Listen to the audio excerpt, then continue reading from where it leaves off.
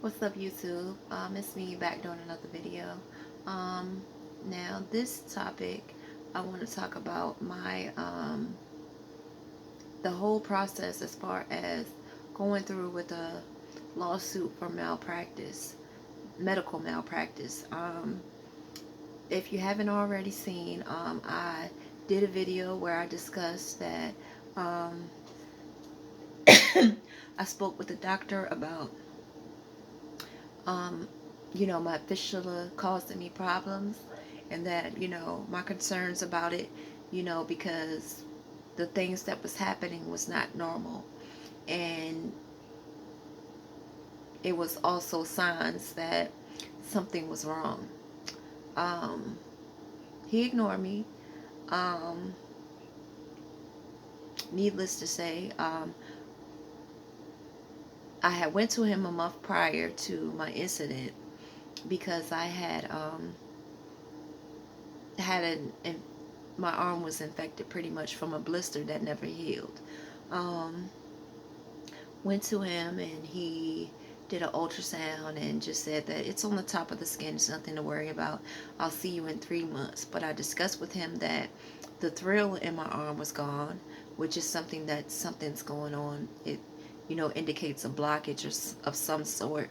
I told him that on dialysis I started having um, pain, and my whole left side of my arm would just go numb. And even if I tried to like move my hands, it still would not remove the numbness. um, I had issues where I would be bleeding while on the machine, and then when I would get off and hold my sights, that top sight with the blister would bleed for a long time. He was just like, it's nothing to worry about, brushing me off, pretty much not even concerned about what I was saying. So the next month, just so happened I had to go in because I had started having stomach issues, and I had to have a surgery done on my stomach because of it, which uh, I had to be admitted to the hospital. Um, and this is how I know God is on my side, and I just can't thank Him enough, and sometimes I don't feel worthy enough, and I just don't understand what, sometimes what He sees in me, that He spares me so much. But I had to end up going, like I said, to the hospital the next month. Um, well, while in the hospital, I had ended up spiking a fever. And with the surgery, the doctor didn't want to put me on any antibiotics, but she told them to just give me Tylenol to keep the fever down and just keep an eye on me because my fever was probably almost 104. Um, in the middle of the night, um, of course they didn't keep an eye on me, because if they did, I wouldn't have woke up how I did.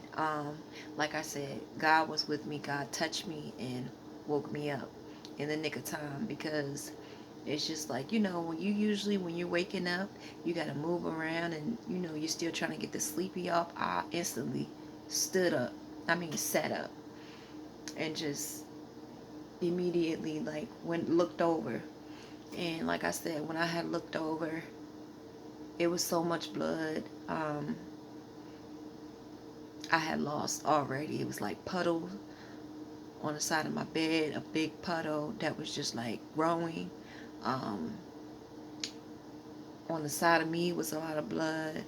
Um, and the blood was just spraying. Like I said, just imagine a water hose being cut on. That's how much blood I was losing and how fast. And like I said, I felt myself going out. Um,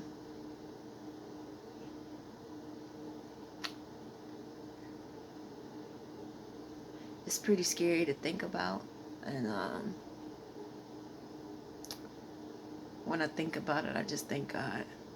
But nonetheless, after I made it through that hurdle, Of course, I couldn't have surgery because I lost so much blood. It took me a while to be able to be cleared for surgery, but when I did have surgery, when he went into my arm, that infection that he said was just at the top of the skin had actually turned into a staph infection under my skin. And I ended up becoming septic from it, and the staph infection had moved to my heart, which led me to have a heart infection. All because this doctor didn't listen, and even when, like, the site that I had was my only way of doing dialysis. Now, while he was doing surgery, he should have put a temporary catheter in. He didn't. So I missed treatment for about a week almost. And then he decided to put a temporary cath in while I was awake. So it's just like, it's just frustrating to me that in the medical field, you have doctors that don't listen, that don't want to listen. They just feel like I'm the degree, so I'm going to tell you what you're going to do and how you're going to do it and when you're going to do it. And it's just crazy to me that they, you know, are like that. And just like with patient with me, like me, I've been dealing with the illness since I was 10 years old. I'm 31, and my illness taught me early to pay attention to my body, learn my body, and all types of things, So when I know something's wrong, I speak up on it.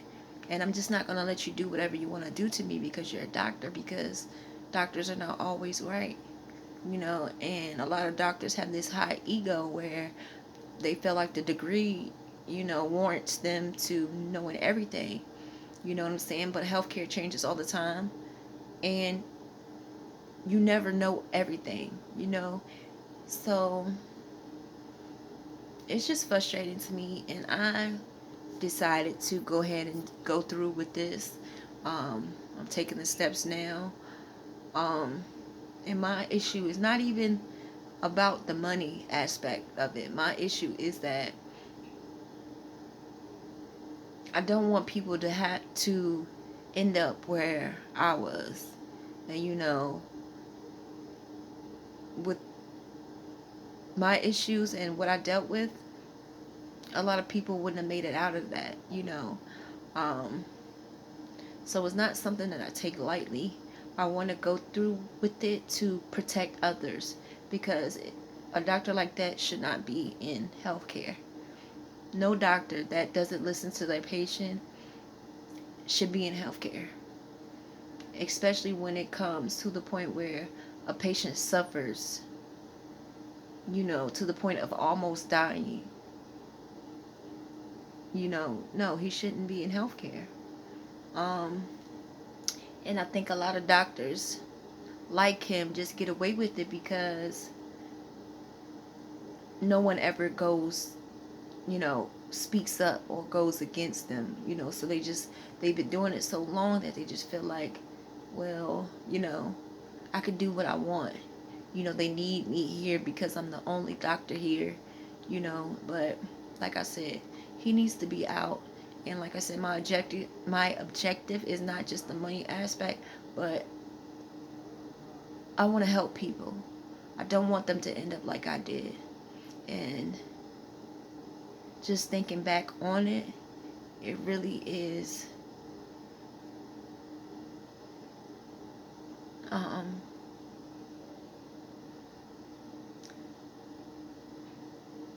I'm just glad I made it, and that I survived it, because like I said, a lot of people don't.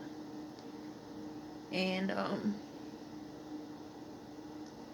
I just keep thinking, like, if I hadn't got sick with my stomach, um, if I was at home alone, which I do live alone, and like I said, I was already bleeding a long time before I even woke up. There, with the amount of blood that I was losing and how fast, it would have been no way for EMT to get here in time to save me. It would have been no way possible. And just like I told them, I said I was holding my sights I said I was holding and I was trying to stop the blood. And in my mind, the first thing to do was just to try to apply pressure, but because I was losing so much blood and so fast, I thought that I was applying a lot of pressure, but I really wasn't, because I was going out and I was getting weaker and weaker, you know, ready to pass out. So like I said, I'm going to go through with this thing. Um, and just the thought of, just thinking about what I went through, it's it's just scary. It's just scary. And I just imagine, like,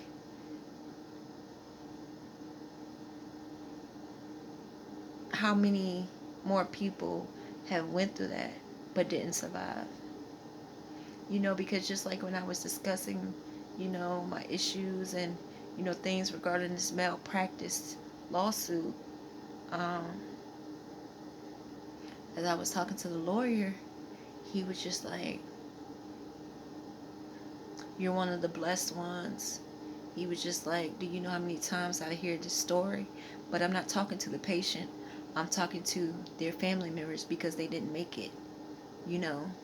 And that bothered me. And like I said, I just don't want people to go through that. I don't want people to experience that. And like I said, I just want to help people, you know. Um, like I said, a doctor like him shouldn't be in healthcare. No doctor should. That is like that. And it's sad in healthcare you have doctors that don't listen. And they're more reactive instead of proactive. And it shouldn't be that way, you know. Um, but I just ask God to just guide me, give me strength as I go through this, and be reminded of everything, and just to keep my composure when I'm dealing with it, because I get angry and everything, like all these different emotions, because it's just like, even when I was in the hospital, and the amount of blood loss alone could have killed me, let alone the heart infection. It was just like he was so nonchalant about everything. You know what I'm saying? And it bothered me. It really angered me too, that you just walking around here like, oh well. But if you're in the healthcare, shouldn't your job be to, you know, want to give your patients the best, and, you know, make sure that they don't have issues like mine? It's just like you can tell a lot of healthcare people are in that profession for the wrong reasons. And if money is your only reason for doing it, then you're in the wrong business, you know. You need genuine, compassionate, caring people in healthcare, and there's not a lot of that. But yeah, like I said, I just wanted to come through and share that with you. Um, like I said, I'm just gonna ask God to, just work with me and, lead me, guide me through this thing, and just hopefully, things will go in my favor, and that doctor can be out, because like I said, my objective is to help. I don't really care about the money. Just like if I was to die, I mean, money would probably help somebody in my family or whatever, but it wouldn't bring me back. So, you know, but that's all I have, y'all. No need to keep going through the same thing. You know what to do. All right, bye.